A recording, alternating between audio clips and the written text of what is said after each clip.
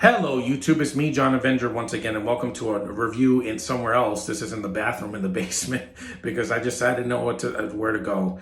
I couldn't do it in my normal spot in my room because my parents are awake, and it's only 7 o'clock. It's almost 8 o'clock now. But we're reviewing the 2025 Disney animated space adventure, which wasn't much of an adventure, Elio.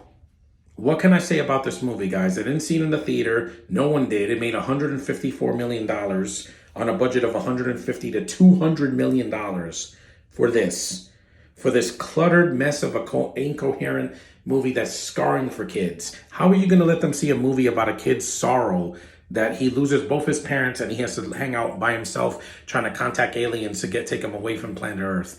Guys, we've seen this already. It was called E.T. did this, but instead the roles were reversed, where the alien was trying to get home. And also Can of Worms. Disney Channel did this in 1999. Same premise, except it's an older kid. And Martian Child, which is a better movie than this. Disney, you're freaking lazy now. You make the same movies, or you make a so-called original movie that's not based on a prequel, sequel, or a book or something like that, and you fumble the ball. 3 directors it took to make this movie. 3. You're not Spider-Verse. You're not going to top that. And also 4 writers to write a movie that's so unoriginal that I'm like, I know exactly where this movie was going the moment it started until the moment it ended. And it's preachy dialogue. It's like the movie can't be a fun, whimsical movie for kids. No, it has to be, oh, by the way, we have a diverse casting. We have Zoe Saldana as the aunt. We have this new kid, Jonas something, as Elio, who's fine, but I just feel sorry for him the whole movie. I don't want to just feel sorry for the kid. I want him to go through a journey and grow as a character, not just be sad for half the freaking movie. Even Riley in Inside Out 1 and 2 wasn't this depressed. It's just depressing. It's not fun. There's good visuals. The animation's done well. I'm not going to scrap on the animation. It looks stunning. Pixar, the one good thing they've done in all their films is the animation. It's never going to be god-awful. No, it's competently shot. There's good there's good visual effects. The colors are bright and vibrant. That's going to be good for kids. But the plot is all over the place. And some of the acting just feels off. Like half the dialogue that Elio says is either Elio needs, which I don't care about. It's not going to get over like Klingon did in Star Trek. And he's just like making noises and he just sounds lost and he's crying. It's too much, guys. He needs one director, not 3. This is why this failed, Disney, Pixar. This is why this failed. It's not like your main character's bad. It's just he's badly written. Like he's not a consistent character. One minute he's goofy and going crazy and going hyperactive mode, and then the next he's crying in the corner. Pick a lane. Don't do this drama and animate it and call it a kid's movie, because this is not a kid's movie. It's too depressing to be a kid's movie. Incredibles wasn't this depressing. Dash and Violet were not this depressing. Violet had some emo-ness to her, but she wasn't crying every 2 minutes. Even Lucy Loud isn't this depressing, and she's gothic. And she has more emotion on her freaking in her fingertips or her dry skin than Elio does. And the movie's just typical. Like, he goes into space, he meets a bunch of aliens, they don't speak English, they have this translator thing on their chest so they can understand each other, because the kids are not going to read subtitles for 90 minutes. You have a worm, and you have freaking like space amoebas or some shit. I don't know. I was freaking lost. The main villain is not even a villain. It's another cop-out. It's like he looks like Emperor Zurg mixed with freaking, what was that worm? I forgot. I'm just lost. He looked like Emperor Zurg. It's not Emperor Zurg. And he's voiced by Brad Garrett, who was in Finding Nemo. He was in Ratatouille. Those are better freaking movies than this, because they had hearts. They made me feel something. Nemo is separated from his dad for most of the movie, but it's his story. Like, he's getting back. His father's looking for him. In this movie, Zoe Saldana's with a clone of Elio, and I'm like, she can't even tell that it's not her nephew. Why? And then Zoe Saldana can't save this movie. She was great in Guardians, all 3 of them. Here, she's completely lost. Has no direction. Is like playing the aunt character, even though she's not the mother. And then, all I need is you. And I'm like, yeah, but you'd miss half the movie with him.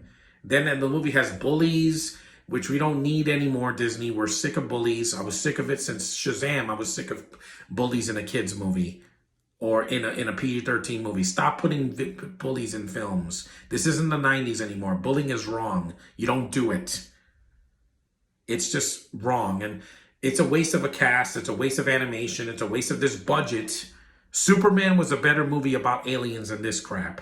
Because at least Superman made me feel something. I'm sorry I'm spitting. It's just that my throat's dry. But Superman had heart.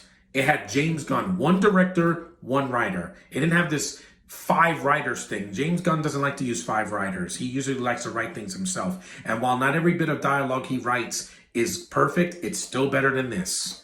There were 3 scenes in that movie that almost made me cry. One of them did make me tear up. This, I didn't feel anything. It's just, this feels like an AI generated movie that Disney made with computers, put it in a vault, and then when COVID died down, they released it in theaters, and they thought parents were going to take their kids to this. This is one of the biggest bombs of the year for a reason, Disney. It has no heart. I felt nothing. The voice actors are trying, but Zoe Saldana's not a voice actress. The kid, maybe he has a future in voice acting away from Disney and this freaking manufactured garbage, because all they do is rip off other people. There's a guy, literally, his last name is Melmac. Does that sound familiar? Yeah, that's the planet where Alf is from. Stop stealing ideas, Disney. The soundtrack is forgettable. The music is kind of forgettable. Some of it is okay, but like I said, except for the visuals, there's nothing to offer in this movie. It's like If. Remember If last year? Look at these cool effects. That's nice, but the plot lost me.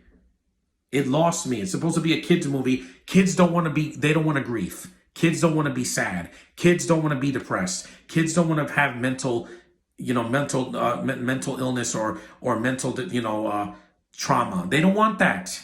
They want to laugh. They want to have a good time. The Mario movie had more heart than this.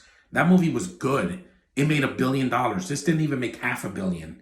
Elemental was a lot better than this because at least, yeah, it was the allegory of the interracial couple, which is fine. And the animation was better. It had more heart. Steal the Show is a great song. It deserved an Oscar nomination. There's nothing like that in this movie. It's manufactured. This is the kind of Disney I'm sick and tired of. They take Walt's name and they manufacture a movie. They can't make it with hands anymore. They have to make it with computers. And as much as Lilo and Stitch is flawed, at least the girl that played Lilo did a good job. The girl that played Nani did a good job.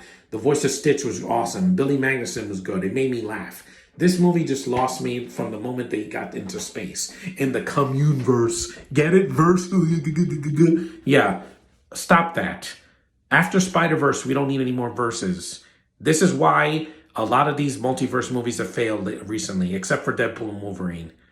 Yeah, that was a huge hit, and it was hilarious. It was better than this freaking movie in spades. That movie made me cry. This, I didn't feel anything.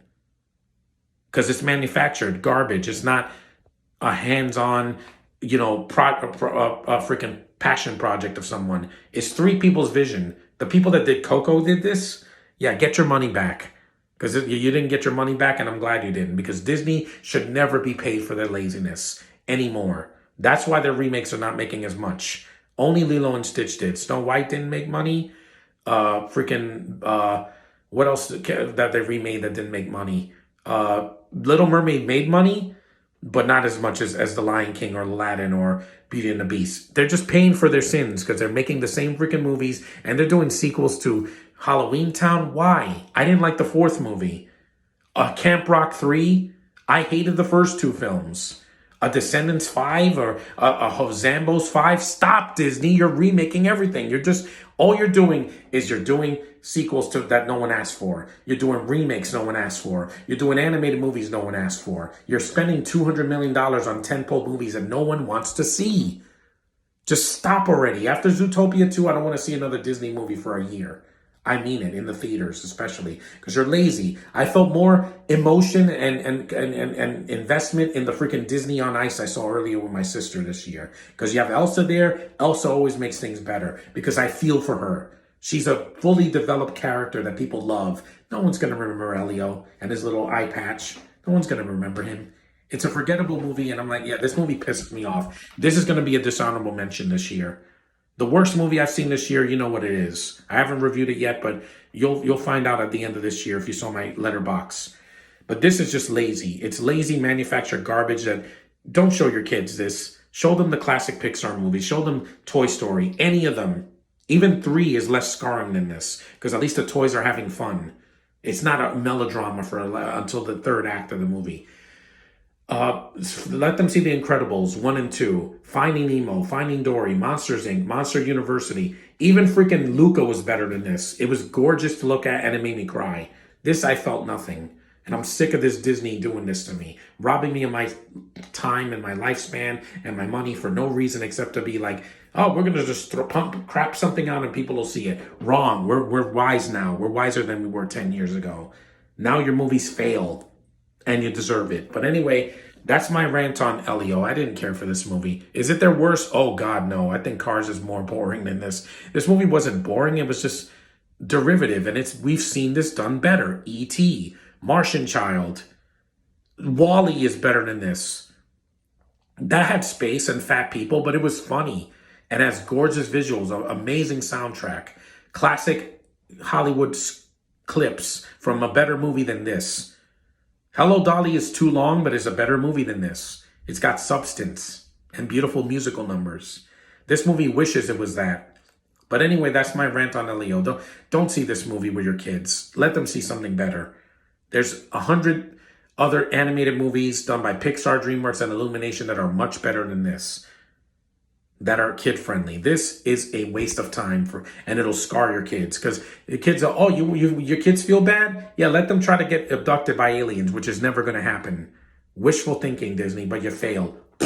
Elio failed and it deserves to. But anyway, thanks for watching. Acknowledge me and I'll do a review some other time, maybe in another day or two. But just skip this one. This is not worth your time, especially for your kids. They're lying to your kids. They're making kids' movies too adult. Just skip it. Thanks. Later.